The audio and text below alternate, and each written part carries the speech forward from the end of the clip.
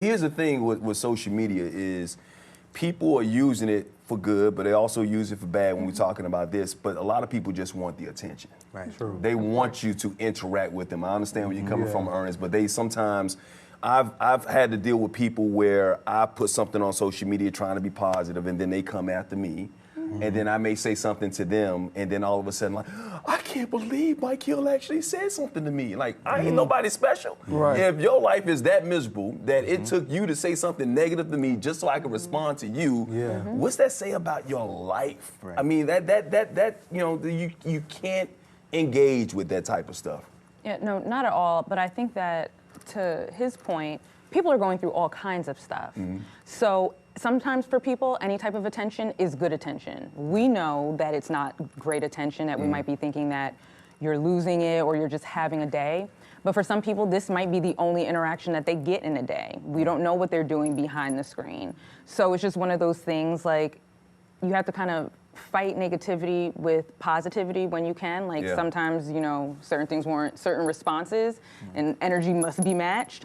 But a lot of times you just have to just treat them like you're in the real world. Like, you might be having a really bad day and might roll your eyes at me and not realize it, and then I might come back to you later like, is everything good? Right. Or I might look at you like, well, that's a God bless. So you just have to kind of, you have to remember that. Some of us can't. Some people have to say something back, but ignore it. Or if it's somebody that, or just, are you good? Right. Are you good? Right. The God bless always works, and just like I hit him with the block a little bit later on. Let's move on a little bit, because I think social media, once again, has been very, very instrumental in helping black people. When it comes, like, especially on Twitter. That's why they got Black Twitter.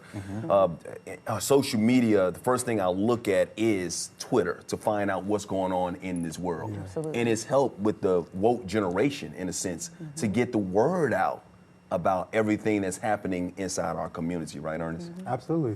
I love that social media has given people a new sense of power, not even from like that standpoint of like Black Twitter and like activism and spreading awareness, but also in terms of making money. Like, so many people have come off of Instagram and Twitter and Snapchat, and now they're become like viable like talents, or like on television shows and selling all kind of products and stuff. And I think that's the power of social media, and that's the way we should be using it, in my opinion, is like to elevate ourselves to a different height. But also, don't you think sometimes, and I understand where you're coming from, we'll get back to that in a second, but there is a thing when it comes to, especially with the police shootings and anything that's going on in our society, in our communities, without the power of social media and that platform, a lot of these issues and these situations wouldn't be heard.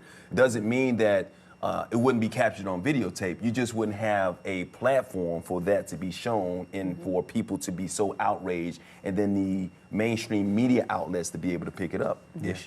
Yeah, I believe it's a good and a bad thing, really. There's duality to it, because it's great, because it's, like you said, it's very informative and it's making people more aware of what's going on, and these videos are becoming viral and people are having conversations about what's impacting our community, which is really important.